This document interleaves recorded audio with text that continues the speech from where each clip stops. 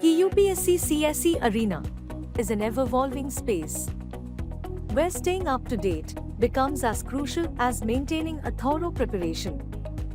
With strategic planning and holistic coverage for exam syllabus, Vision IS Delhi presents GS Foundation course.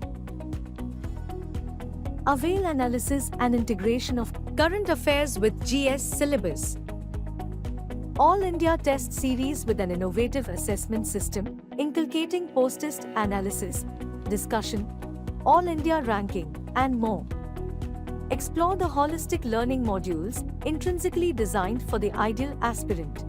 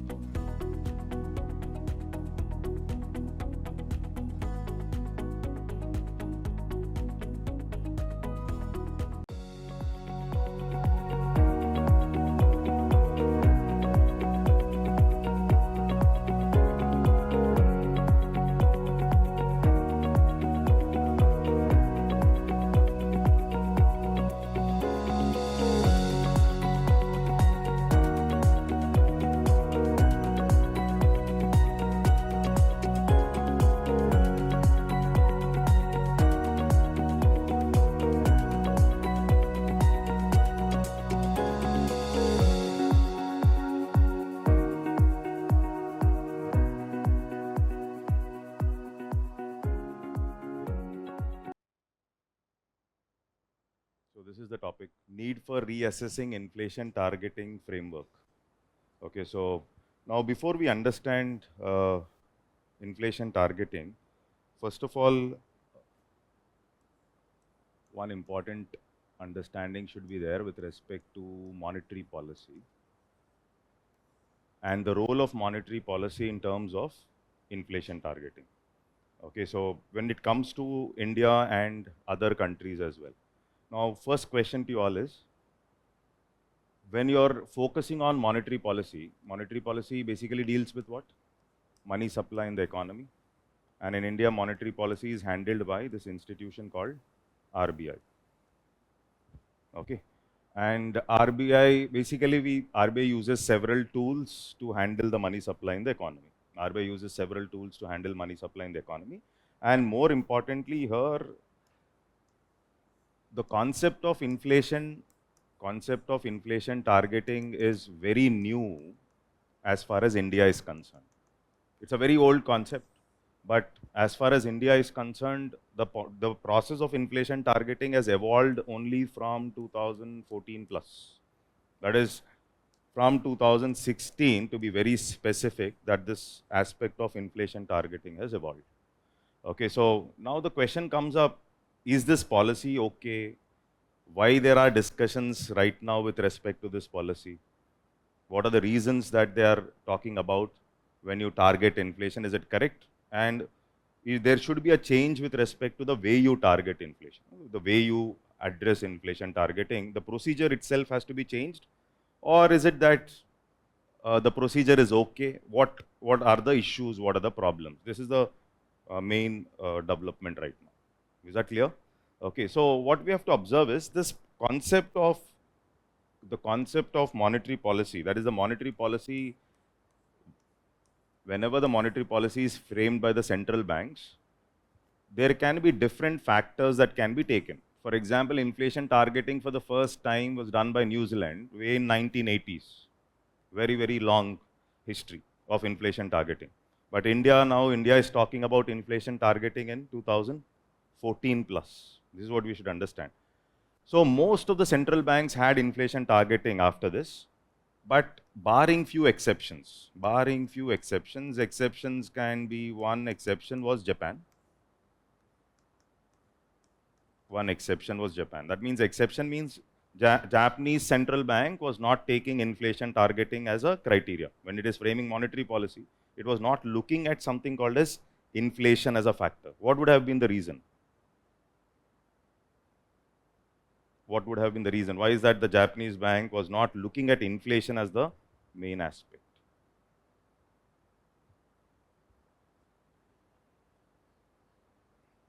Okay, they were considering other factors. Okay. So the main factor is Japan was primarily facing problems of deflation. I hope you know this word. Okay, so Japanese were in Japan primarily it was problem of deflation, and therefore there is no targeting inflation because many years Japan has deflationary problem, and you should know in Japan there are also negative interest rates. Negative for most of the period there were negative interest rates in Japan. So why? Because when there is deflation, how do you handle deflation? What should be done to handle deflation? That means you have to inject money into the economy. To handle deflation, you have to inject money into the economy, right? So whenever there is deflation, you have to handle deflation through either one fiscal stimulus, which is done by the government, or you have to inject money through monetary stimulus. That is monetary policy. You're injecting liquidity. Okay, so this is what you have to do to handle deflation. I think that is clear. Everybody knows that deflation has to be handled. You have to create demand. Okay, so why there is deflation? There's no demand in the economy, and there is a mismatch between supply and demand. Is that okay? There is existing supply, but there is no demand. Now you have to create demand. How will you create demand? You can create demand by pumping money, making the loans cheaper. Either it is through monetary stimulus or fiscal stimulus. As simple as that. Is this clear? Okay. Now coming to US. US was also an exception. Of course, now US says we will take inflation, but US was an exception. Even now, US does not take only inflation. What does US take now? One, it takes inflation. Currently, it takes inflation plus labor market. So when I say labor market, you're talking about employment, unemployment related issues. So these are the two factors. It's not one single factor that is inflation. Currently, this is the situation, but US also was taking 3-4 factors for deciding, the Federal Bank of US, for deciding monetary policy. It was not purely focused on this factor called as inflation. I hope it is clear. Now coming to India. Now how is India different from advanced economies? How is India different from advanced economies when it comes to targeting inflation? What is your observation? Like, how is India different from advanced economies? So if my monetary policy has to target inflation, so we can read the story of inflation in India in 3 phases. The first phase, we can put it as from, let's say, 2000 to 2008. This is one phase. Okay. And then there is another phase. This is between 2008 to 2013. Okay. So you will observe that there are different dynamics here. Then third is something like 2013 till now 2022. And 2024, now there is a discussion that whether the policy which we are following right now, okay, which we are following from 2014, or we can put it as, to be very specific, 2016, is it okay or not, or should we change? This is the discussion that is happening right now in 2024. Now, advanced economies are little different when it comes to the policy making when we compare it with countries like India. For what reasons? So the impact of labor market on inflation, is more in advanced economies than in India. Impact of labor market, that means employment or impact of tight labor market. Tight labor market will directly affect inflation in countries like US. But in countries like India, our inflation is affected by primarily commodity prices. Commodity prices will primarily affect inflation. That is, agriculture related commodities and other commodity prices will drive inflation more than labor market. Are you able to get this? So labor market has a role or a direct link with respect to inflation in countries like US. But in countries like India, labor market will not have a direct impact. Of course, it has an impact, but compared to the advanced economies, it is the commodity prices that will have more impact on inflation. Are you able to get this? Okay, so that is also one of the reason for the policy stands being different when it comes to central banks. Different central banks view things differently. For example, Japan does not take inflation targeting, obviously, because the situation of Japan itself is to handle deflation. In US looks into long-term growth prospects, number one. Number two, labor market related aspects. Number three, to some extent, inflation. But it does not take only inflation as the main factor for deciding its monetary policy. I hope it is clear till there. Okay, but India's case, now what was India's situation when we try to understand India? So, first of all, you will tell me what are the different ways through which monetary policy will be used by different central banks to control the money supply or maybe control the inflation or other factors like growth. What are the main three things that it will use? Three main things. One, very good. First thing is it uses what? Interest rates. First thing is interest rates as a criteria, for which you will talk about your repo rates, okay, reverse repo, MSF and all that, right? Second is it uses reserve requirements. So when I say reserve requirements, it is all about your SLR, CRR, etc. That can also be used to control money supply. Either you can inject or you can reduce money supply in the economy by your reserve requirements. Third is the OMOs of RBI. OMO is what? Open market operations. That means to handle the money supply in the economy, any central bank primarily uses three important aspects, that is to control the interest rates. Of course, RBI does not decide the interest rates, but RBI decides the policy tools which will affect the interest rates, like the repo and other things, right? And two would be the reserve requirements, and three, OMOs. Now coming to India, India basically was focusing on this aspect primarily. That is, India was thinking, yes, we can use this as the primary aspect, that is interest rates, to control what? The money supply in the economy. That is, you're talking about the policy tools. When I talk about policy tools, it is primarily you're talking about LAF. LAF is what? Liquidity adjustment facility, or primarily we are talking about these rates called as repo rate, reverse repo rates, etc. Okay, so we're believing. So now when it comes to India, how is India different, or how are developing nations different when it comes to implementation of monetary policy?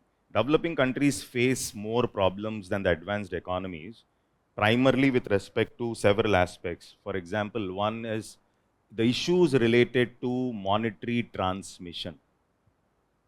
So that means when RBI comes up with its monetary policy, etc., the policy may not get transmitted into the financial markets effectively as it is happening in the developed world. This is something which we should understand. For example, what is the meaning of lack of monetary transmission? It means though the repo rates have been reduced, or though the CRR has been reduced by RBI, the impact is not getting into the markets. So in India's case, it affects the, if repo rates are reduced, it is going into the money market. That means if RBI is reducing the repo rates, it is affecting my money market. Money market is short-term debt market, money market instruments. Heard of money market instruments? Okay.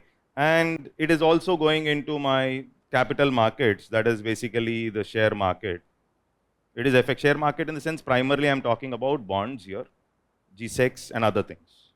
But monetary transmission, that is monetary transmission is more effective, that it is going into the money markets. That means money markets, when I buy T-bills or when we talk about treasury bills, their rates, the yield which you get on treasury bills is very close to the repo rates. That is what I mean. That is, getting transmitted means the money markets are more responsive to the changes in the monetary policy, but that is not getting reflected in the bank's interest rate policy. But when it comes to bank's interest rate policy for medium-term loans, bank's interest rate policy for medium-term loans, it is not getting reflected. That means one problem is effective monetary transmission is not happening in India as compared to the developed world, though the transmission is there into the money market system. Money market system means yields of these instruments like treasury bills, T-bill, okay, treasury bills, but it is not getting transmitted into the loans given by banks, that is medium-term loans given by the banks. I hope it is clear. Due to multiple reasons, I'll come to the reasons later. First problem is this. Okay. Two, in countries like India, there is another problem. One other problem is there is people borrow from informal segment. Everybody will not take loans in the organized format. So therefore, your monetary policy will only target the organized sector. But there is more of informal borrowing that happens in countries like India, unlike the developed world. That means you borrow from money lenders, you borrow from non-banking entities, you borrow from some entities which are other than the formal financial markets. So this is also one more problem. That means you're thinking that you're reducing the money supply, increasing the money supply, but your control becomes limited because of a huge informal sector. Are you able to get this? Is that okay? More informal segment, less would be the monetary transmission. I hope you're able to understand this. There's no confusion till here, right? You have to closely observe all this to understand that topic. Third thing is, in India, another problem here is there is administered government programs, administered savings schemes, administered savings schemes of the government. So what is the meaning of administered savings schemes of the government? So small savings schemes of the government offer some interest. And these small savings schemes of the government offer some interest, like let's say they're offering interest of 7%, 8%, 9%. And these are administered by whom? Government. Government will decide that this savings, if you put the money into these savings schemes, you will receive 8% return, 7.5% return.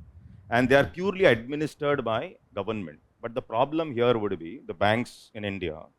The banks in India, for the banks, the problem started for the banks. That is, for the banks, the problem was the FD rates of banks, let's say, were paying 6.5 earlier.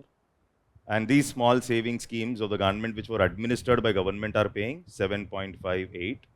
There was a leakage of money that was moving away from the banks into the small savings schemes of the government. This was also one more issue or problem that Indian banks were facing. Now, just because of this reason, Indian banks cannot increase their interest rates on the deposits, because one of the most important factor is the interest margin which the banks make. Interest margin, the margin between the loan interest rates and the deposit rates. Loan interest rates and the deposit rates. That is what is called as interest margin. The profitability of a bank is primarily dependent on the interest margin. But if there is a competing government savings scheme where the interest rates are administered by government will fix. And because of high rates being fixed, and this was a problem in the 2011 to 15, 16. Later on, they decided, no, this is not correct. And then these interest rates were also being aligned with the banking interest rates. Are you able to get this? So this was also one more problem for the banks in India. I hope it is clear. Is that okay? Another important problem is, if there is a slight issue in the sense, like, for example, if there is a slight increase in NPAs, or there is a risk is increasing a little, RBI comes up with very strict guidelines asking banks to come up with higher provisioning requirements. Okay, so higher provisioning requirements means banks have to provision for the bad loans. Okay, so provisioning is a mechanism where you keep some money aside from your profits to handle something called as bad loans. And they will also ask the banks to increase their risk weightage. Okay, so risk weight, this is called, we call it as risk weighted asset, or we call it as a capital adequacy ratios. So you have to increase the risk weight. So increase in risk weight will obviously create a trouble for the banks. That is, the trouble would be banks will not be able to lend more freely because of increase in risk weight of retail loans. Increase in risk weight of retail loans.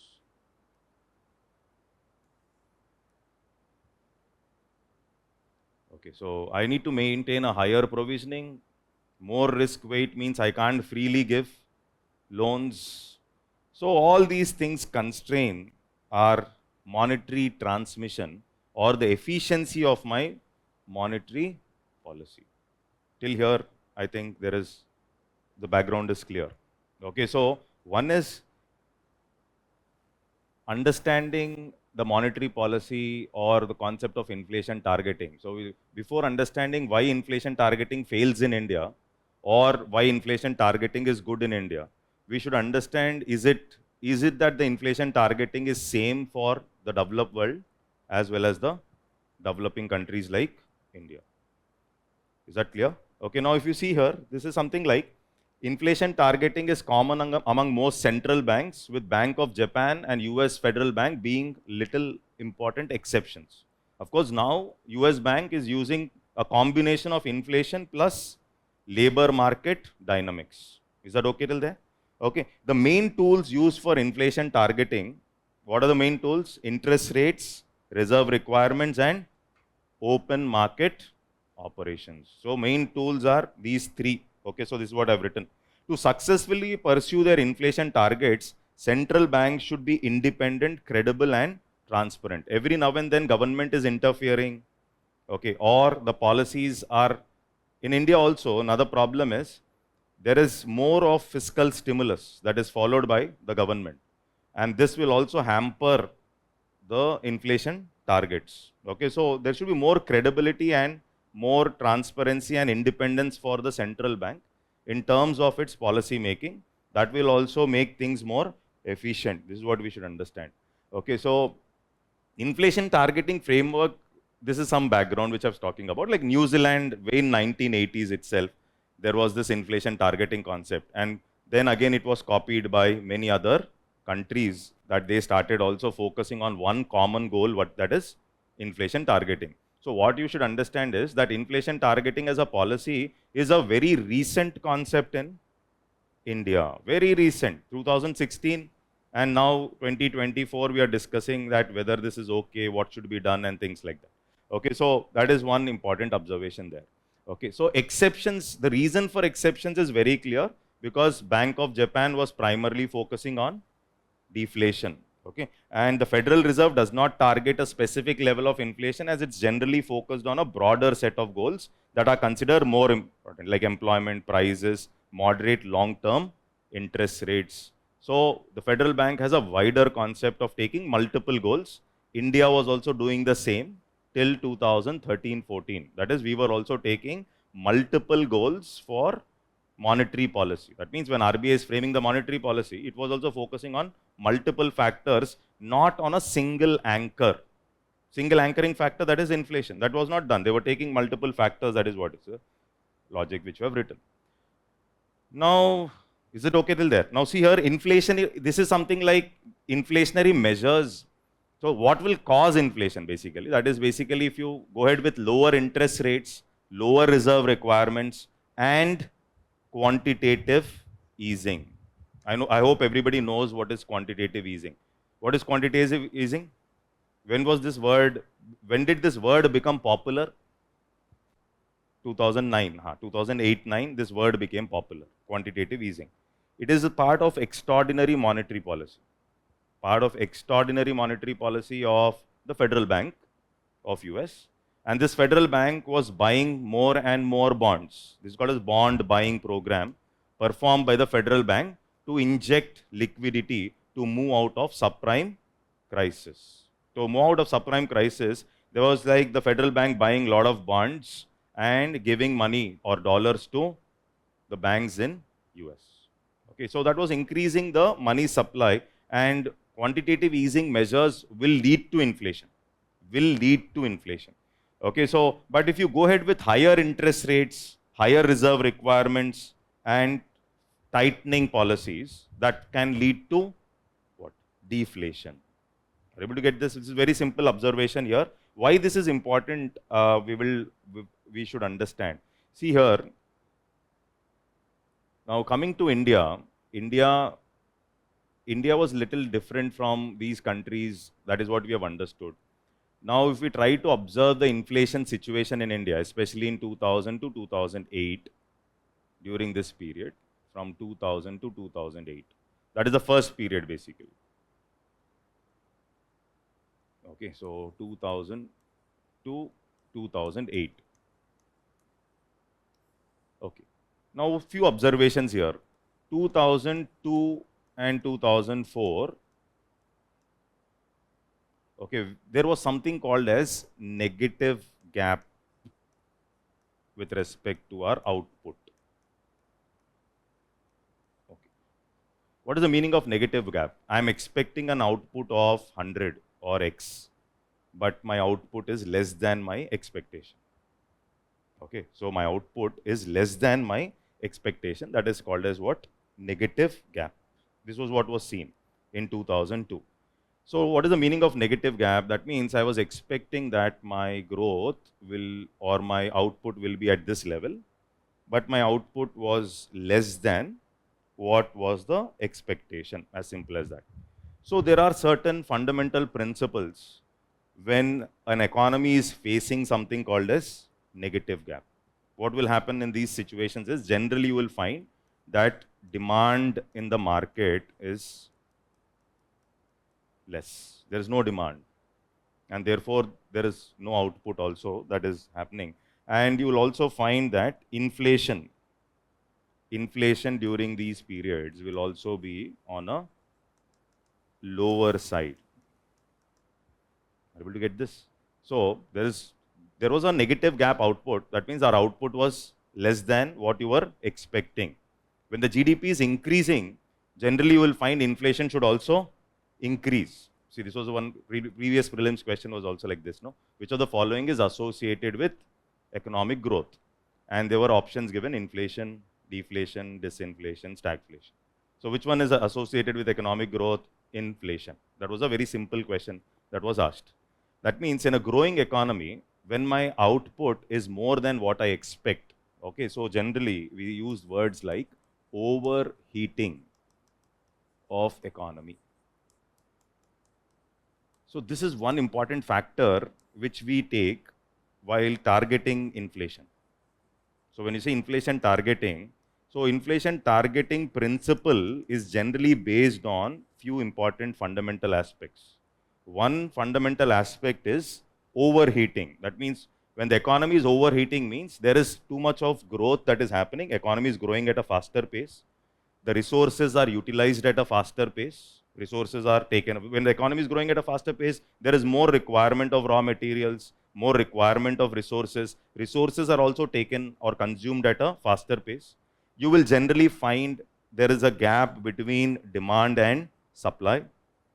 There is a gap between demand. That means people are ready to consume more and more, and producers are ready to produce more and more. And there is too much of demand, and you will find that there is a mismatch between demand and supply. And because of this mismatch between demand and supply, there is a huge seller's market. Seller's market is there means the supplier has market because there is more amount of demand, but there will be mismatches between the demand and supply. Okay, and the output has to catch with the demand.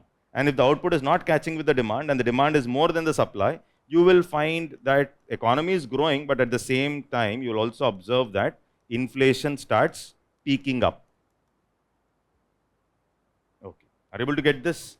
But if there is a negative gap output means your expectation is this much, but the expectation less than the expectation output, you will find that the demand is not there, the other way around, and the inflation or prices are also less.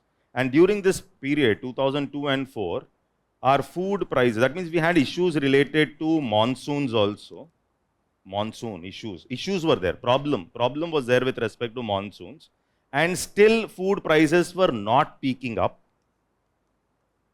Now this is one observation. So there was problem with respect to monsoon, output was less, but still food prices were not on a higher side.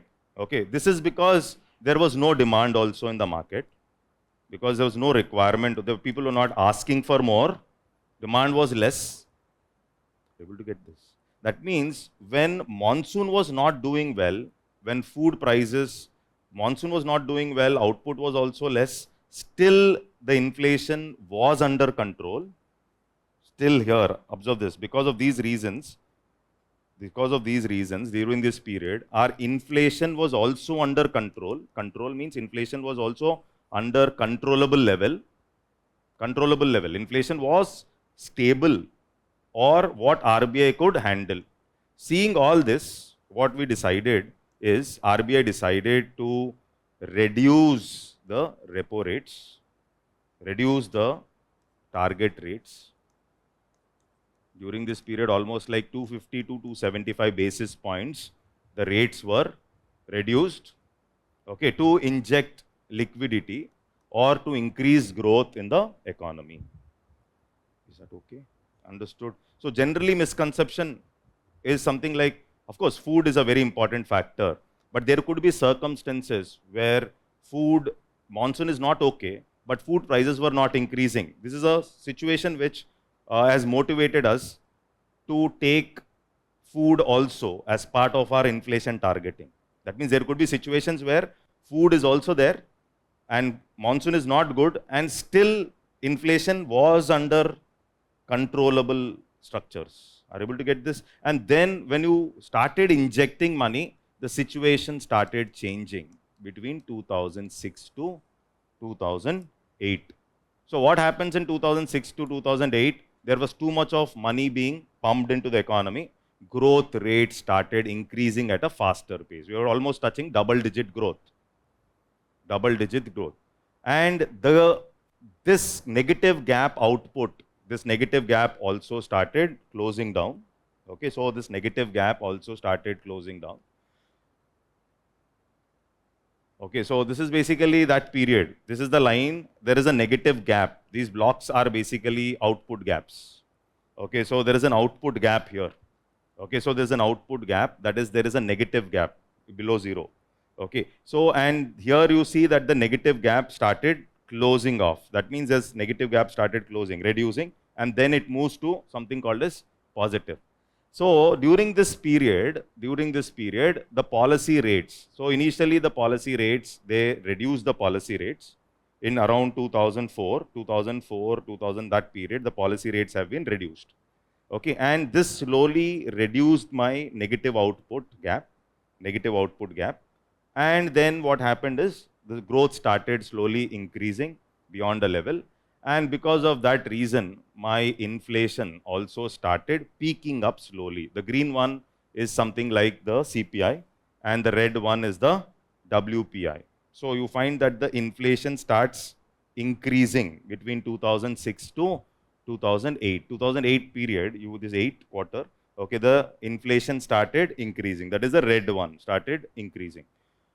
I hope there's no confusion till there. Okay, so here what we should observe, why you should understand this has to be understood, because when I target inflation, I have to keep few things in mind. And one important aspect when you're targeting inflation is this, my negative gap output. That means my output or GDP or production is something very important factor which you take into consideration. Are you able to get this? Okay, so this 2006 to 2008, now inflation touched almost like, inflation started increasing, and that point of time, though RBI was using, during this period, RBI was using something like CPI agriculture labor, CPI industrial labor, industrial worker. This is sector wise it was tabulating, but primarily it was focusing on this index which is called as the wholesale price index. It is one index used for measuring inflation. Is that okay? So that point of time, my anchoring factor was not CPI, but rather it was WPI. And on WPI, commodity prices or food prices had a higher impact that point of time because that was having a higher weightage in my WPI category. Is that okay? Understood till there? Okay, so this is the observation, and this is an important observation which you should understand for understanding the concept. Okay, so three phases. The first phase is moderate inflation and strong growth. This was between 2000 and 2008. Okay, so RBI followed a multiple indicator approach with low and stable inflation as just one of the objective. So during this period, one single factor was not taken into consideration. What are the factors taken into consideration? One, economic growth. Two, inflation was also there. Okay, then unemployment problems or labor related issues. Then rupee value stability. Like this, multiple indicators were taken into consideration for defining the monetary policy. I hope it is clear, right? Then WPI was the primary indicator, though CPI was tabulated. Sectoral CPI was tabulated, WPI was the primary indicator. RBI regarded interest rates as the primary source of monetary policy transmission, but did not focus on a single policy rate. That means this is called as multi-pronged approach. I hope till here it is clear. Okay, so during this period, it is something like a multi-pronged approach where RBI's monetary policy takes into consideration several factors, maybe the growth outputs, output gaps. Okay, it will also to some extent take into consideration factors like inflation.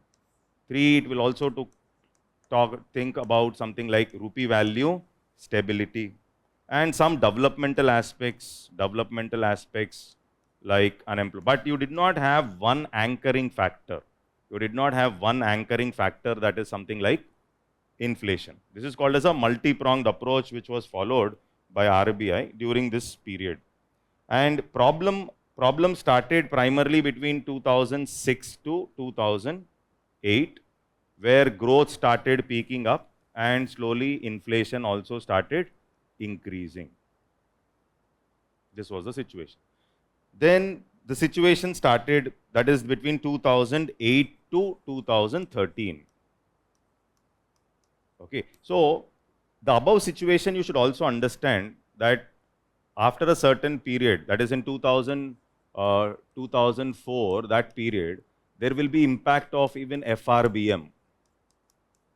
FRBM, Fiscal Responsibility and Budget Management Act. That means because of FRBM, government will also not go ahead with excessive expenditure, and that will also lead to issues related to inflation. So on one side, you are coming up with, let's say, monetary tightening. You can come up with tightening also during to handle the excessive inflation. That is 2006 to 8 when inflation was increasing.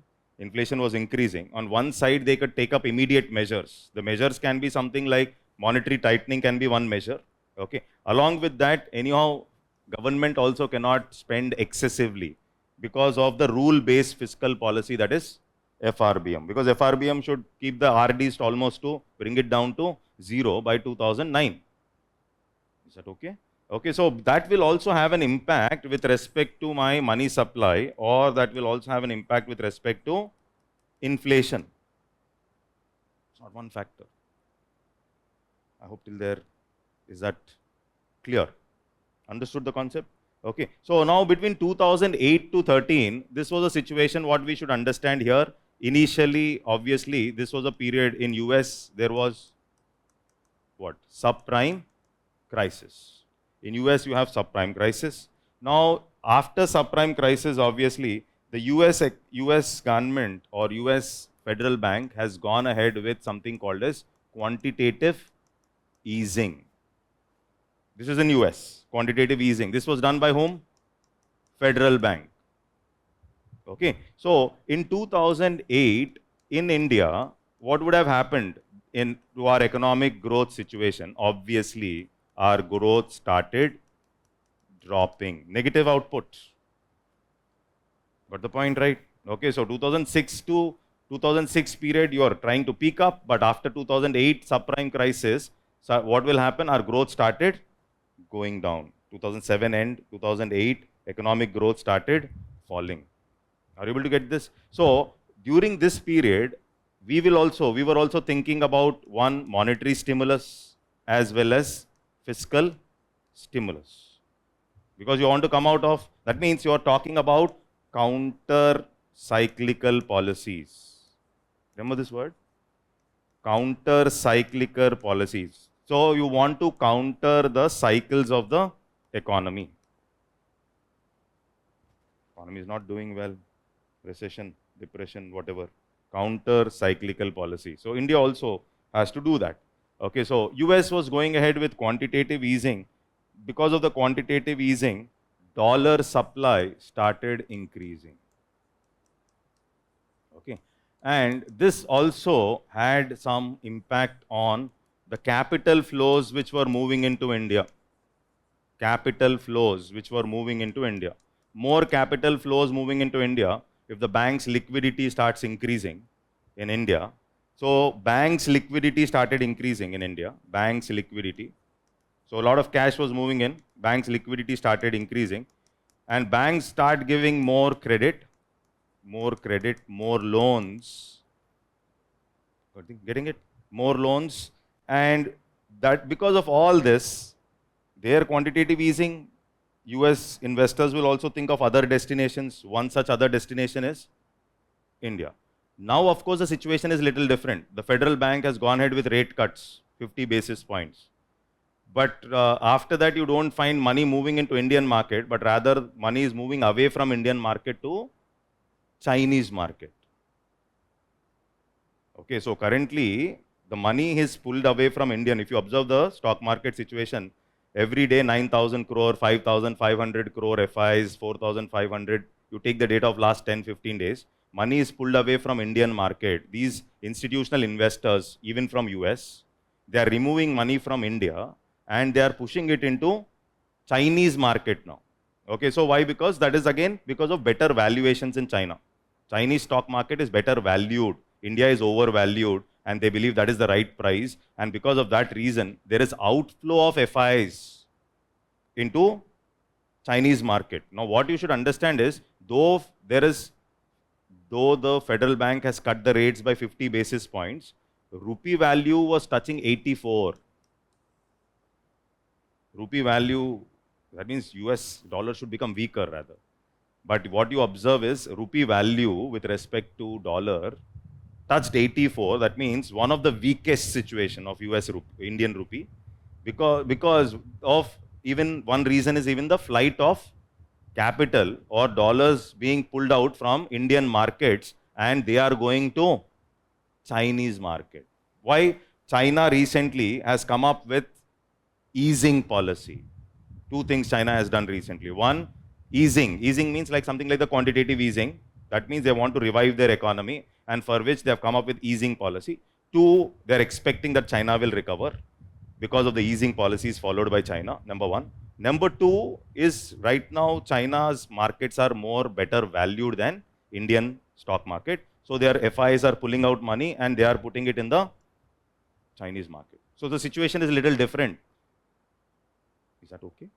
Understood? Okay, so now here if you see the capital flows increase, bank liquidity started going up, credit expansion, and along with that monetary stimulus and fiscal stimulus policy followed by Indian government. Fiscal policy, fiscal stimulus by government, monetary stimulus by RBI, more capital flows, more credit, and by the time of 2009, mid 2009, we observe there is a recovery with respect to growth also, as well as there is increase with respect to inflation also. Slowly India started recovering. It's not that growth increased a lot, but India started recovering from the effect of the subprime crisis, and along with that, because of this injection, inflation was also increasing. This was the situation. Is that okay? Till there? Now, 2012 plus, Bernanke, that is US Federal Bank head that point of time, came up with saying that US has already recovered now. And since US economy has recovered, let's go ahead with something called as rollback of quantitative easing. He has announced this policy in the press. Rollback. We are rolling back quantitative easing. That means earlier we were buying more bonds, bond buying program. So every day, let's say every month, 1,000 bonds, next month 2,000, next month 5,000 bonds were purchased by the federal bank. Now they keep on purchasing 5,000 only for a certain period, let's say 1 year.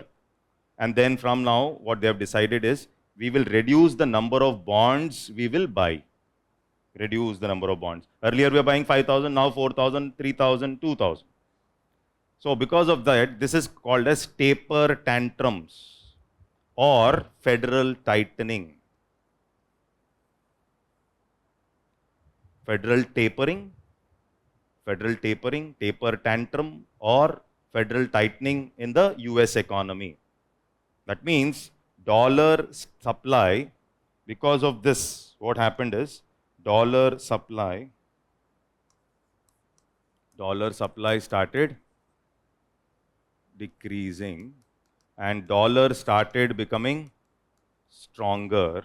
Because of this, this was also leading to rupee value depreciation. Is that okay? Understood till there? And because the rupee value started depreciating, my imports were also becoming costly. Along with this, there are some geopolitical factors. For example, we were asked not to buy oil from Iran, and India started buying oil from Iraq, because of which our oil prices as it is were started increasing. That was also one problem. Then you have ISIS attacking some oil hubs in Syria. So because of which also oil prices started moving up. So all this really has created a trouble with respect to this factor, that is inflation. Inflation started peaking up. Is that okay? Understood? Okay, so now there were also some domestic factors in India, several domestic factors in India, because of which our growth also started slowing down. Okay, so on one side, our CAD was increasing, CAD, current account deficit was increasing. Another side, FD was also going up. CAD was increasing because inflation is increasing. When inflation was increasing, people were moving away from financial savings to physical savings. They started pushing their money into physical instruments like gold. That was also creating problems with respect to my trade deficit, because you're importing more gold from outside. That was again increasing or putting pressure on current account deficit. So high inflation can take away money from the financial savings into physical savings. This was all what was happening. That means people might shift towards alternate investments other than the because gold is taken as hedging instrument to handle something like inflation. So because of that, many problems will be there. One, financial savings are coming down means banks will not have money moving in. Second is, if institutions and public are buying more gold, that means there is a trouble with respect to increase in deficits. Our manufacturing exports were not doing well during that point of time because of increase in raw material costs, because of rupee value depreciation. Rupee value was depreciating, because of which raw material costs started increasing. This raw material cost increase, my cost of production as it is will increase. If my cost of production will increase, then my exports will become non-competitive in the international markets. Is that okay? Understood? Which cycle?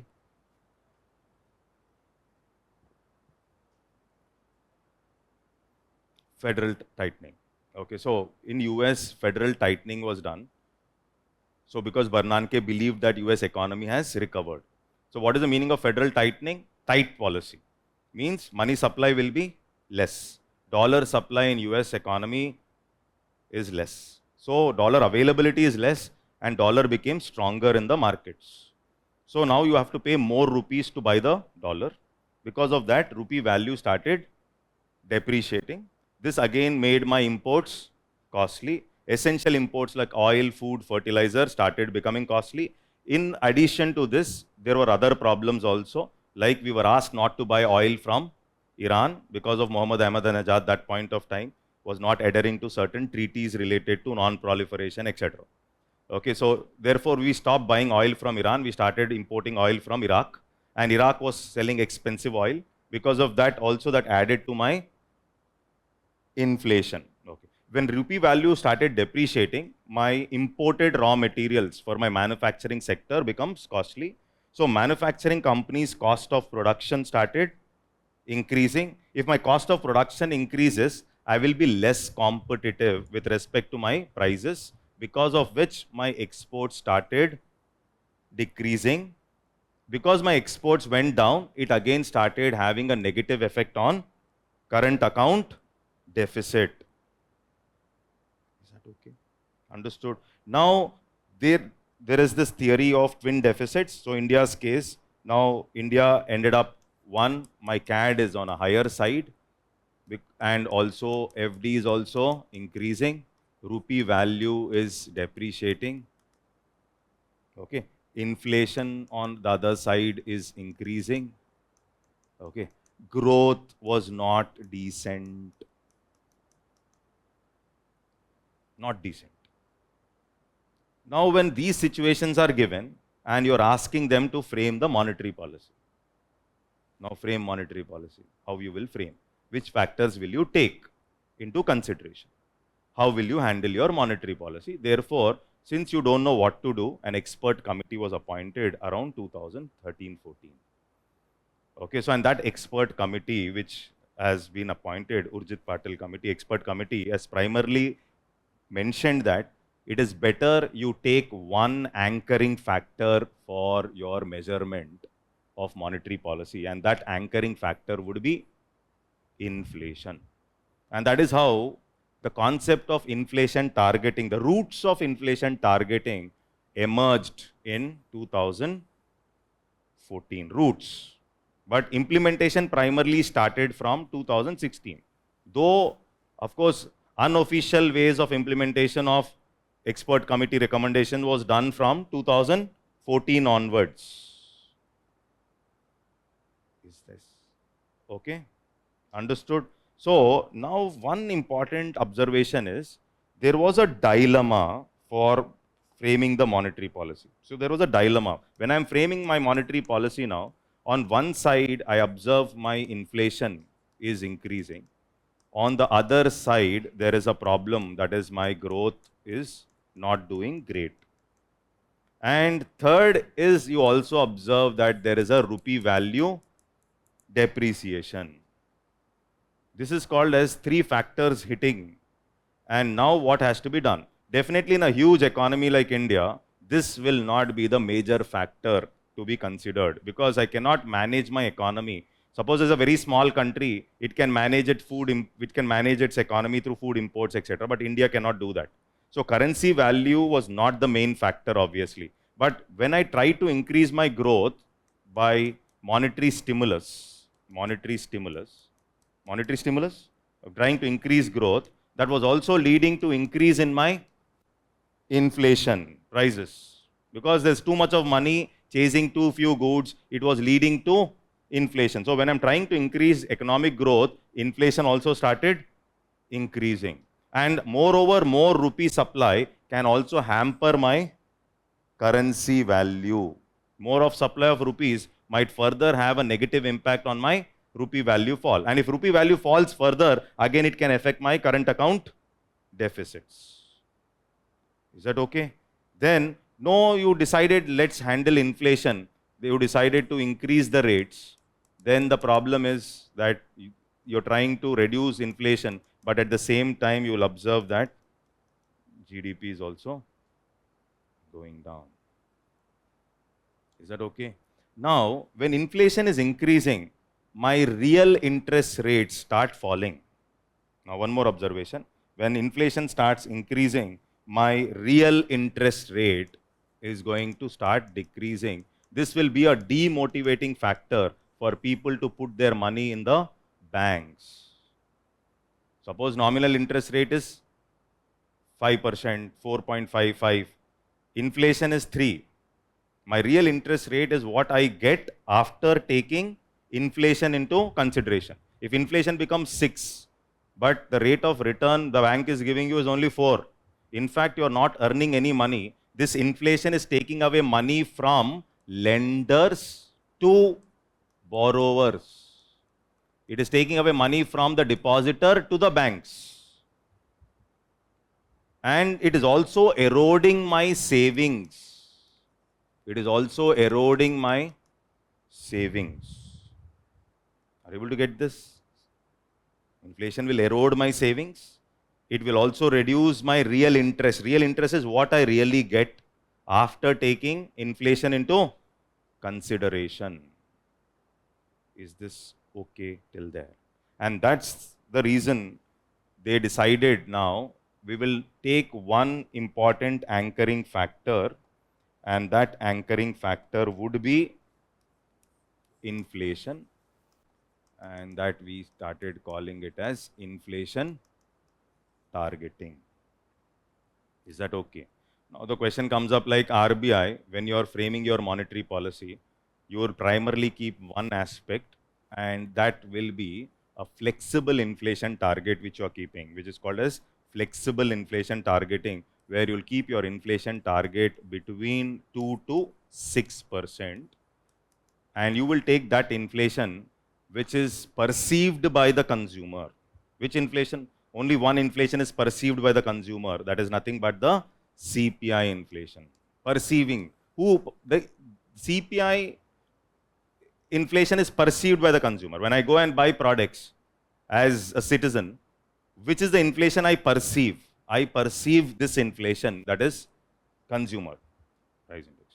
So your product can move from the producer to the wholesaler, then to the distribution network, it goes to the retail shop. But ultimately the final consumer is paying money to buy the product here. So what he is perceiving, this is nothing but, here we call it as what? Consumer, measuring inflation at the retail level. So we are taking something like retail inflation, or the inflation perceived by the consumer, as the main anchoring factor for deciding my monetary policy. Because this, if here it is producer price index, producer, here let's say wholesaler, wholesale price index, this is not perceived by the consumer. And that is the reason you're taking retail inflation as the most important anchoring factor for deciding the monetary policy. Is that okay? So during this period, 2016, two things happened. One was a monetary policy framework agreement happened between RBI and government.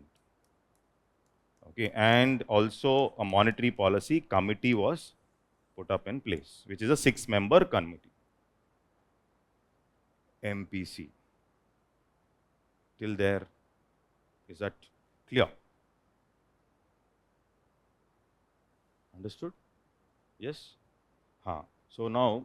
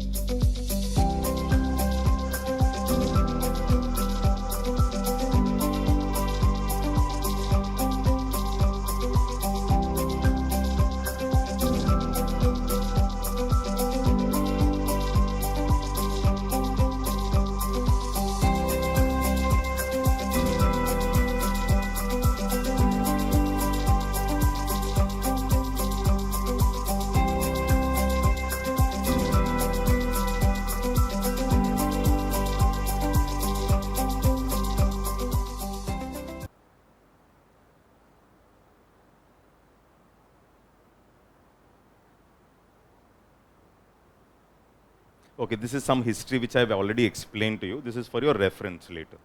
Okay, so what happened? Negative output gap. Why were they able to reduce it by 300 basis points? Then output accelerated strongly with GDP growth 2006 to 2008.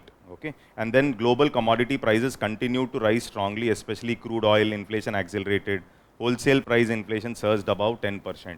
Okay, to contain domestic liquidity, CRR was also increased during this point of time. So there was capital flow moving in, and what to do? They also increased something called as cash reserve ratio during this point of time. Okay, so but 2008 to 13, there was a persistently high inflation. Okay, so this is what, and that is the period which I've explained, and subsequently we have come up with something like the methodology of inflation targeting. The new framework origination was basically after 2014. Is that clear? Okay. So the new framework, if you see here, towards the end, now from here, that is in disinflation and new framework came into picture. That means here inflation was high till 2013, but after 2014, when you came up with inflation targeting and the new government policies also, okay, so they were able to control inflation to some extent. And that inflation they were able to control because of multiple factors. One, the global crude oil prices also started going down. Okay, and another important factor is there was a appropriate management of even the subsidies. If you increase MSPs also, it will also increase inflation. MSP is the price at which the government machinery is going to buy from the farmer, and you keep on increasing minimum support prices, okay, it will. So two things will happen. One, if you increase the buffer stock, the supply in the open market will be less, and therefore the prices will go up. And you are buying the buffer stock at MSP primarily from the farmer. Second is, more is the MSP, the price of the particular product will also increase in the market. So there was some structural changes also that were brought in during this period, because of which there was some stability with respect to inflation subsequently. Okay, but to moderate the disinflation pressure still evident in the domestic economy and to resist the headwinds of the slowing global economy, RBI has cut policy rates by 150 basis points between Jan 2015 and April 2016. So during this period, again, they decided to come up with rate cuts. Okay, then the Finance Act of 2016 amended the RBI Act to identify price stability as the primary objective of monetary policy. That was primarily in 2016, and therefore there was an amendment, and that is how they have come up with inflation targeting as the nominal anchor for monetary policy. This is what we have discussed, and this is just the this is for your reference. Till there, I think it is clear. Okay. Now,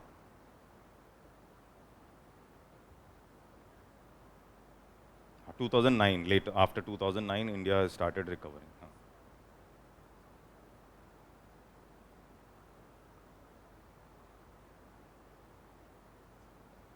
Not RBI, it is the Federal Bank which has gone ahead with quantitative easing.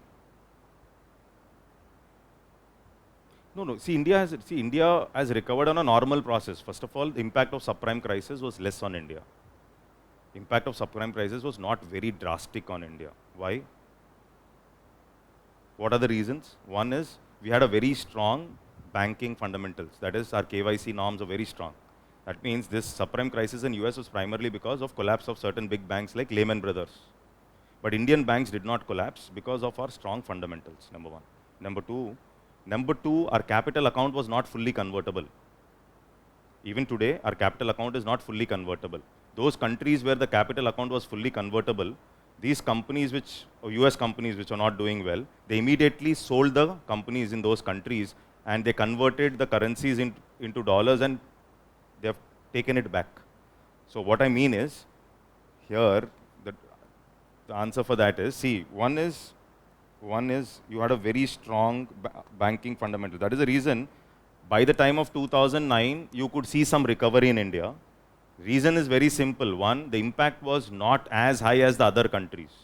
The impact was not as high as other countries. One, our KYC banking fundamentals were very strong, RBI guidelines. Our banks did not collapse. Okay, number two, capital account convertibility is not full.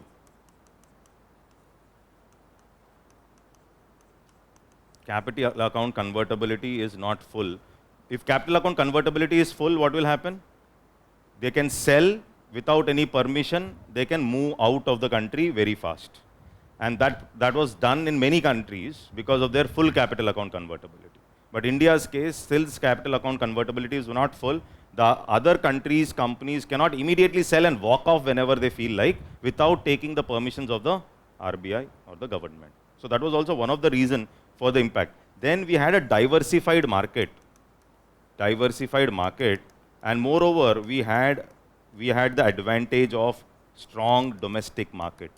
So what you should understand is, countries like China, which were primarily, their growth models were based on exports. India's growth model is not primarily based on exports.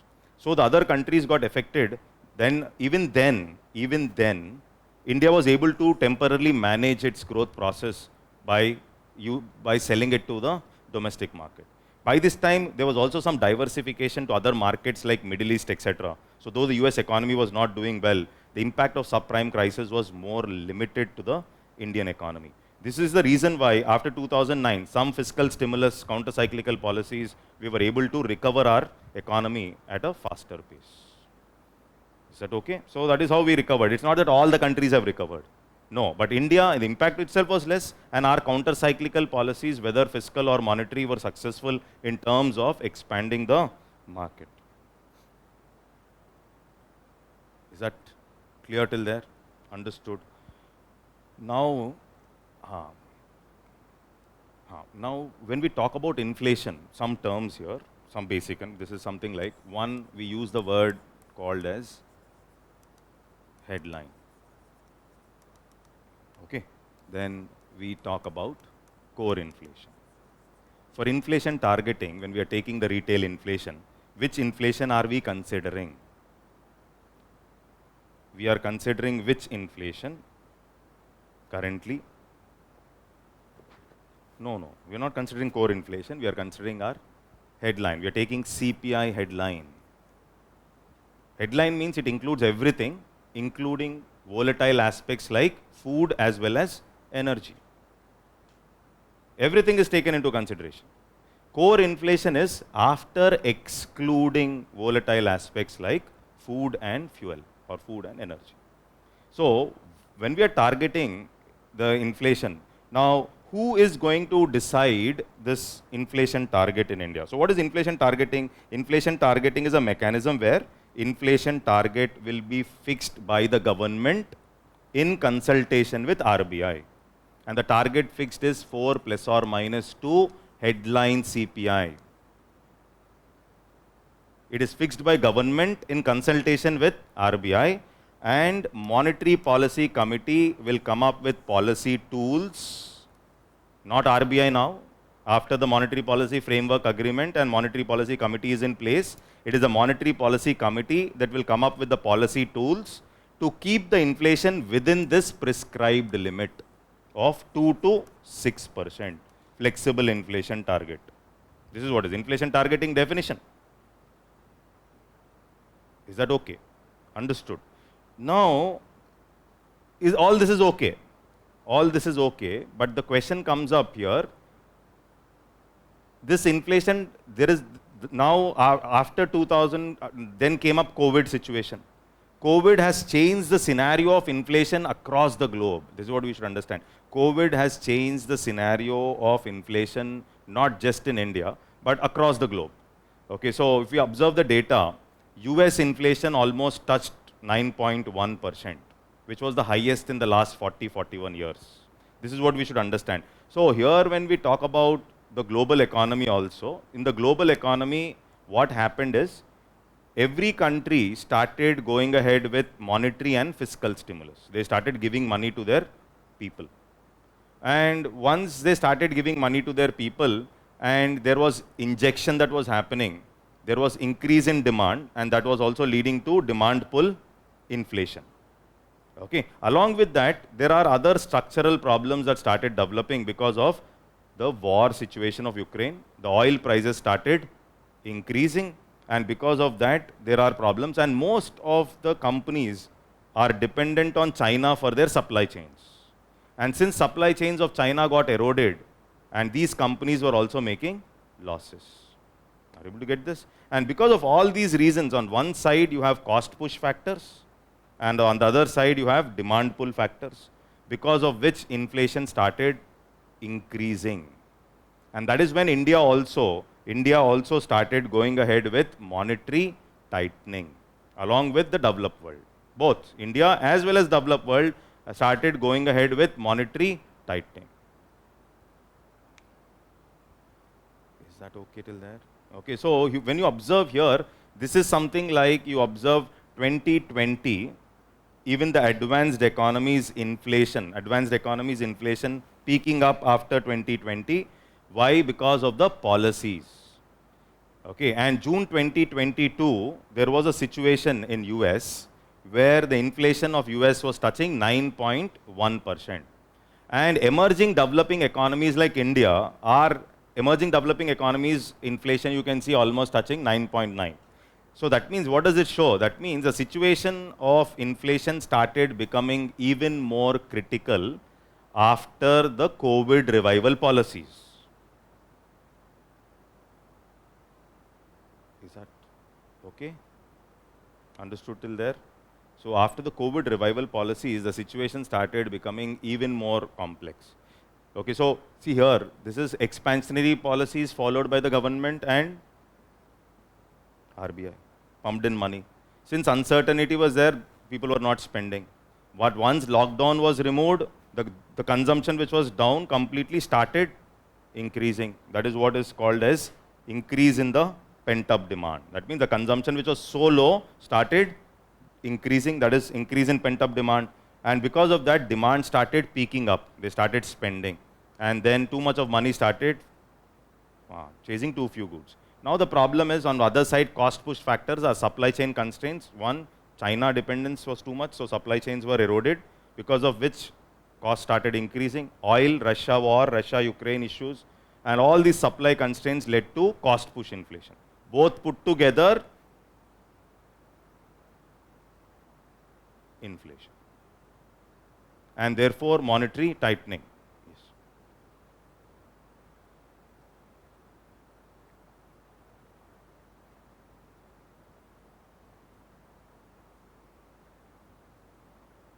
Yeah. Contraction, why did you start contraction? Actually, after 2020, slowly we started increasing. 2021, when you started, you observed that the inflation started increasing, you increased.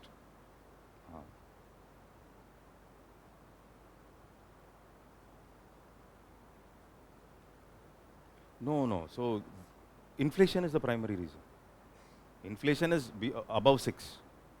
Inflation was touching 7.5, 7.6. That is the main reason.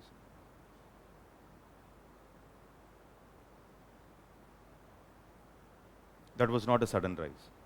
Why? Because people, though money was being pumped, people were not spending because of uncertainty of second wave.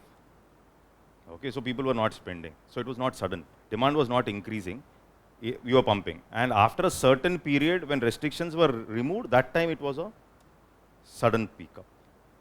So when you were pumping, you could not see that the money supply was increasing and inflation is increasing, demand is increasing. No. But after a certain period, suddenly you find a spike.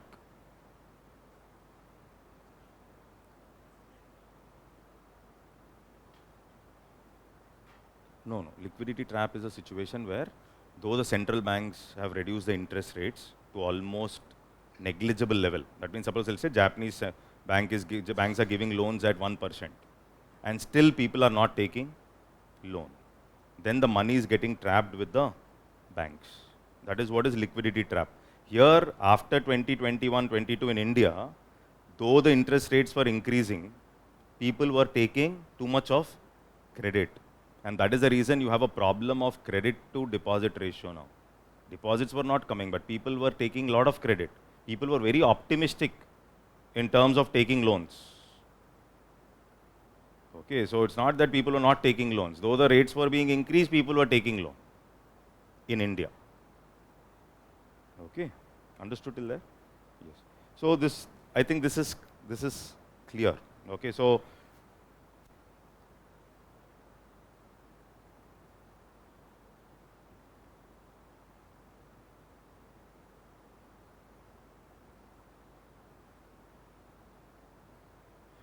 now what are the challenges in inflation forecast targeting in India? What are the main problems which you face when you try to forecast inflation or forecast targeting in India? What are the main issues which you observe?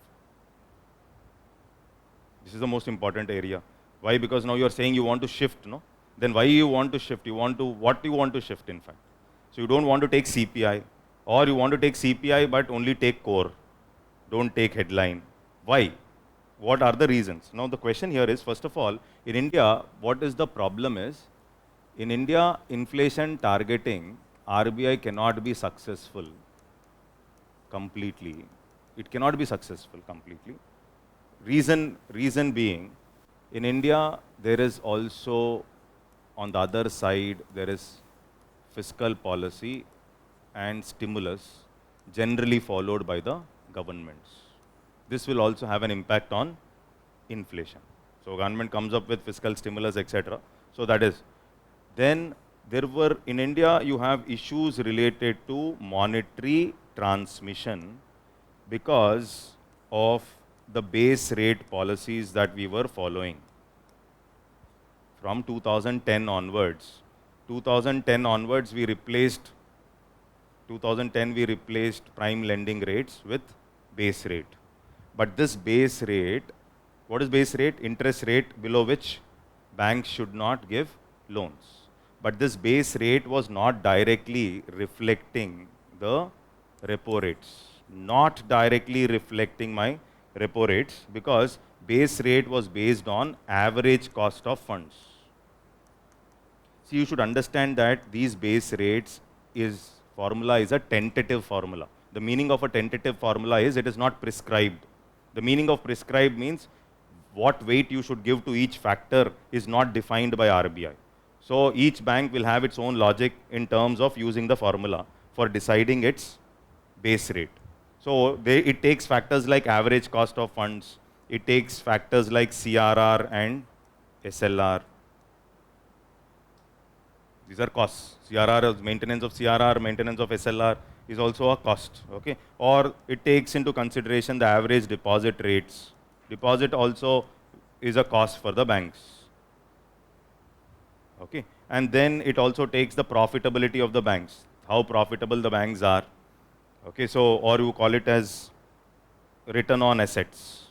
Okay? Like this, certain factors, not so important, but what you should understand is primarily you are taking average cost of funds, and this average cost of funds was not reflecting my repo rates.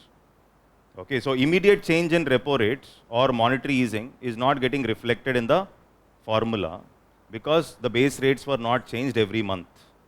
And therefore today if this repo rate is reduced, the banks were not responding in terms of changing the base rate, because of which monetary transmission was not happening as expected. I hope it is clear. Okay. Another important problem is huge informal economy.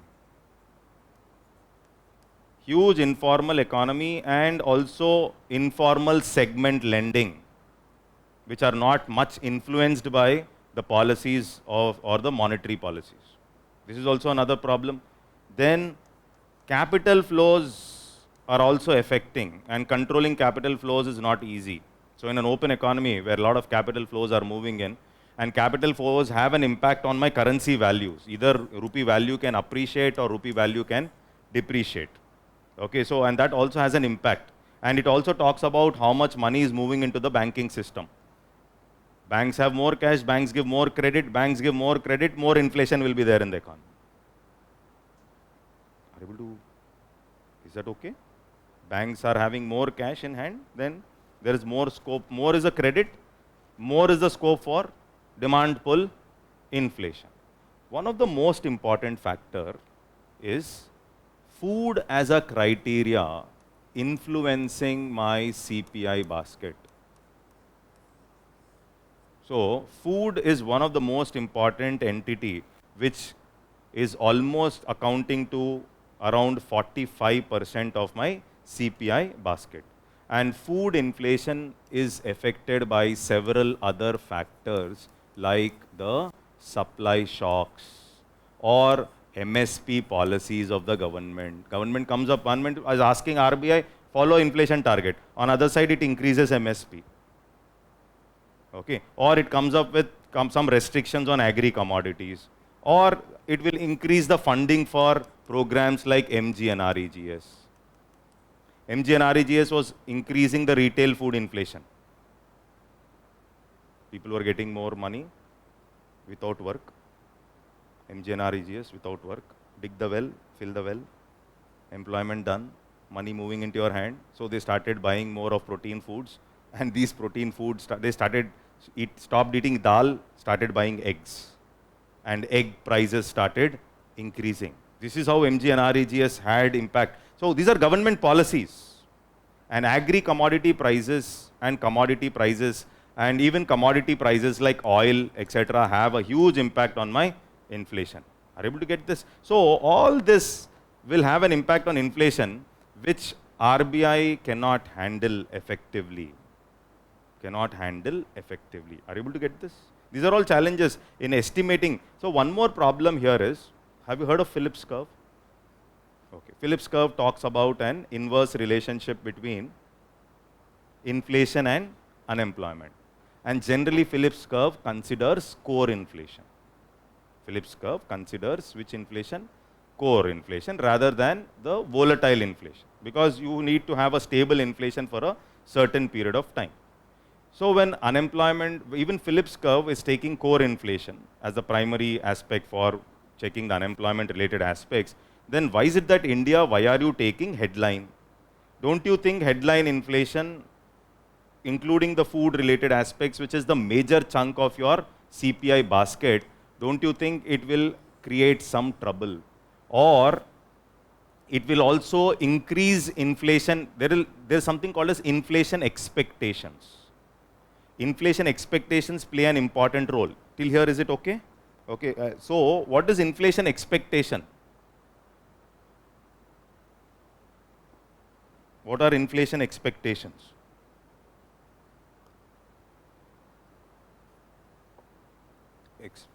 Expected prices.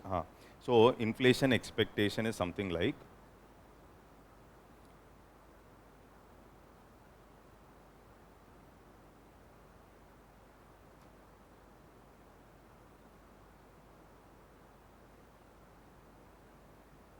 okay, so inflation expectation, what inflation expectation is?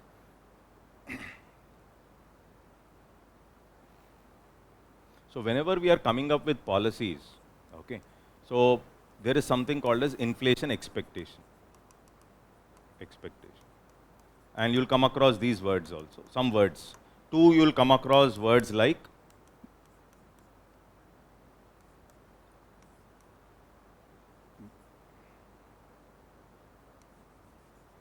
wage spiral or inflation spiral. Okay. Now, inflation, people's expectation with respect to inflation will also have an impact on inflation. Suppose people have more trust on institutions like RBI, or they perceive that monetary policy is going to be effective. They believe that the prices are going to decrease.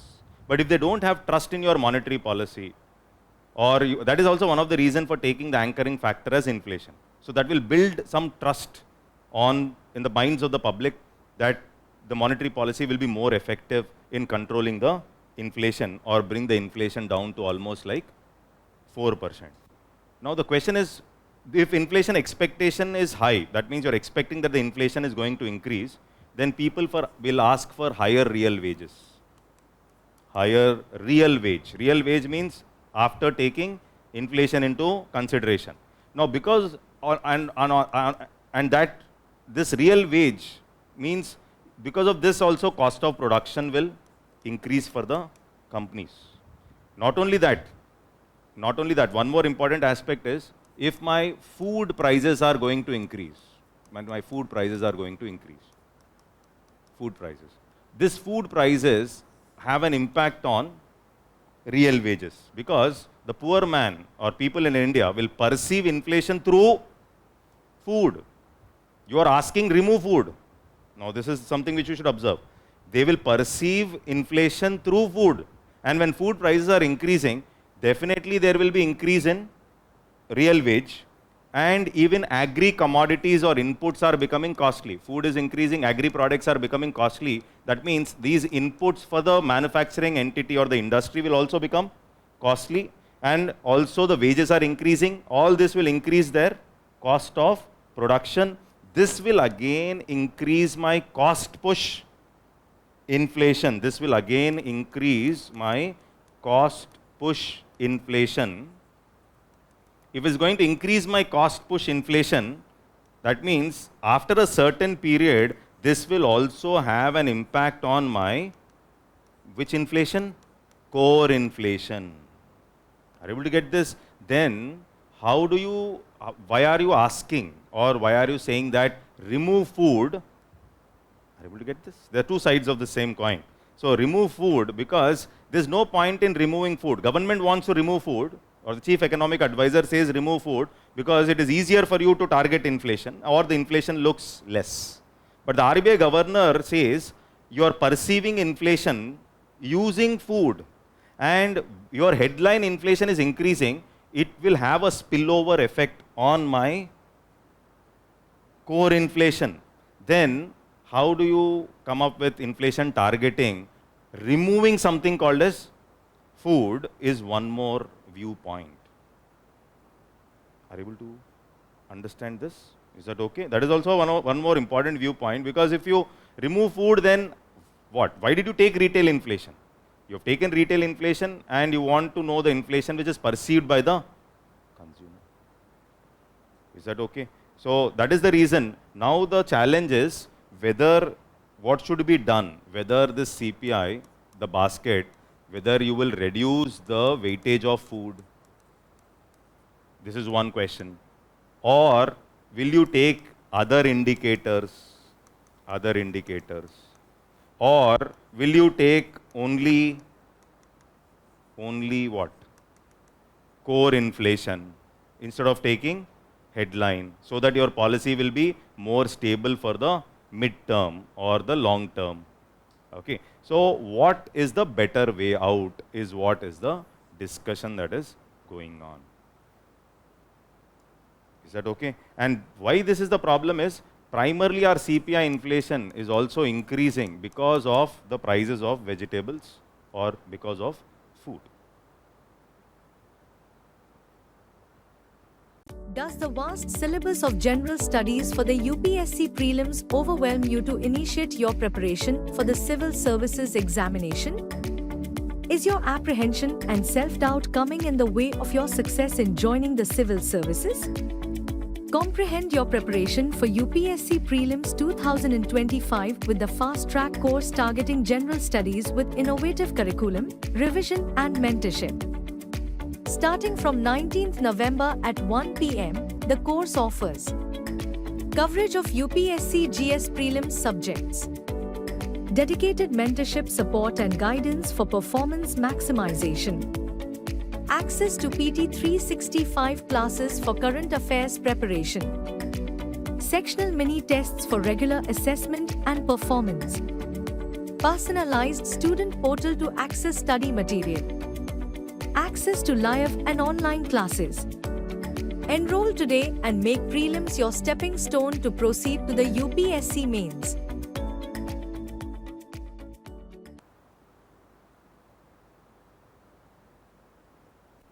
Okay, clear? Done? So now see, inflation targeting in India focuses on complete retail inflation rather than core inflation. Understood what is retail, what is core? USA is more successful in inflation targeting than India, and it also focuses on labor market. Remember this, we have talked about this. RBI's monetary policy approach is unlikely to consider labor market data.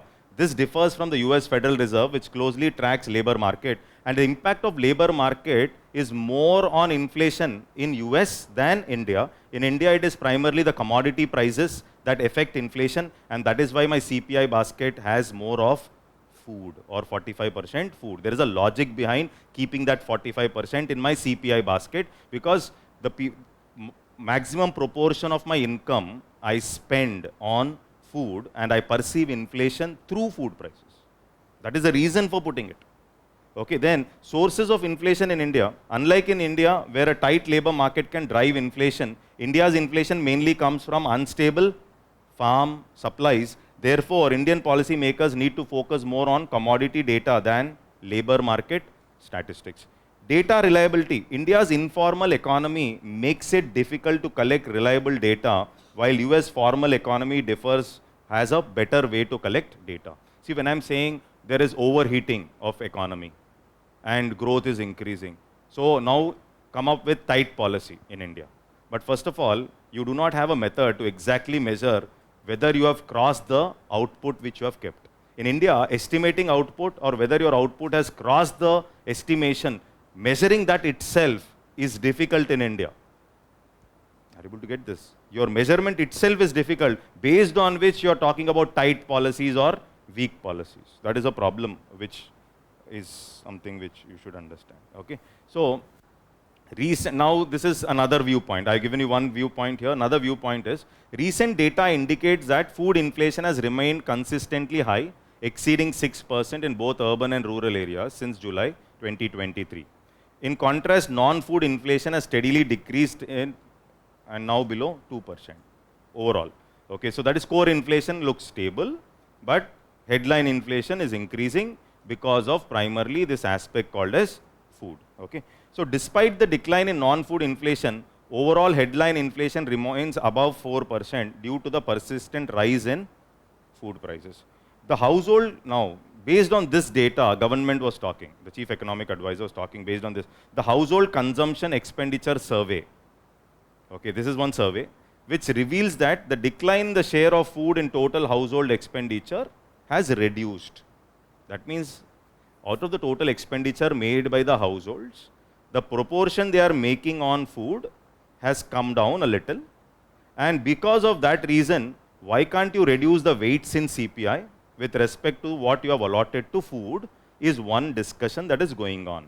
But that need not be supported, because even today, what I eat, or you call it as a thali, and the food on my plate is very important for somebody, whether it is a middle class segment or the lower middle or the poor.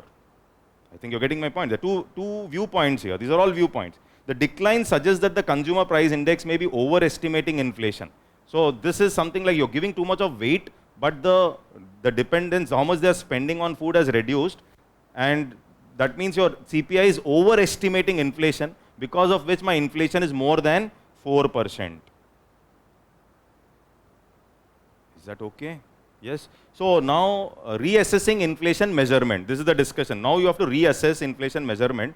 So one is outdated weighting, that is most of the weightage you are given in the CPI basket is food. Can you change that? Or monetary policy is more effective in managing demand pull inflation. What you should understand is monetary policy's role with respect to handling supply constraints is very limited. Whatever monetary policy can do is primarily with respect to demand pull inflation. This is also one of the reasons so that inflation targeting might fail. Why? Because in India, inflation is not just about demand pull factors, it is also because of supply constraints. But RBI's role with respect to supply constraints is very limited. And also the policies of the government like MSP, or you don't have proper warehouses, cold storage facilities, your logistic cost is almost high, 14 to 18% of GDP is your logistic cost. That itself will increase your costs. And all this RBI cannot do anything. So RBI's role is limited with respect to inflation targeting. Then why should RBI focus on only inflation is another viewpoint. When you are taking an index which you can't control, how is RBI measuring inflation? Using CPI. And in that CPI, major chunk is food. And that food inflation, can you control RBI? You can't control. Why? Because it is because of other factors what we have discussed. Then you are taking an index which you can't control for framing your monetary policy. How far is it correct? Got the point? Yes? Okay, so that was another discussion that is. Okay, so now for handling inflation, then what has to be primarily done then? So one is basically buffer stock. Too much of buffer stock is bad, liquidate the buffer stock. Focus on infrastructure and supply problems. This is another important aspect that has to be taken into consideration. Okay. Long-term viewpoint with respect to processing, because your food processing, tomatoes, etc., probably you will have better shelf lives. And when you have better shelf life, probably you will be able to control some food inflation whenever there is shortage. This is another important aspect. Or implementing reforms stated by Shanta Kumar committee with respect to PDS. Government starts focusing better on agriculture related reforms. Agriculture related reforms also are very important. Okay, so working on those long term measures is more better off rather than just changing the indicator, or rather than just looking at core inflation, because food inflation will be part and parcel or will have spillover effects on my core inflation, as we have discussed. It will have a spillover effect. You can't remove food and keep it aside and say it will not have. Because in India, food prices are sticky. Once they go up, they are not coming down. And they are like at the higher level for a very long period. It's not that they have gone up, they have come down. That means it will have a structural issue because these food prices are remaining high for a very long period. It's not that it has increased, it is within 5 days, 10 days, or 1 month, 2 months, it's coming down. No, consistently the food prices are remaining high. Is that clear? Understood?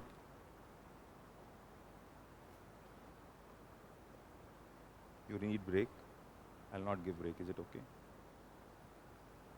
One more topic we will do. Okay, so that is about US recession and federal rate cuts. Okay, you want break? Then 10 minutes you can take. Okay, want.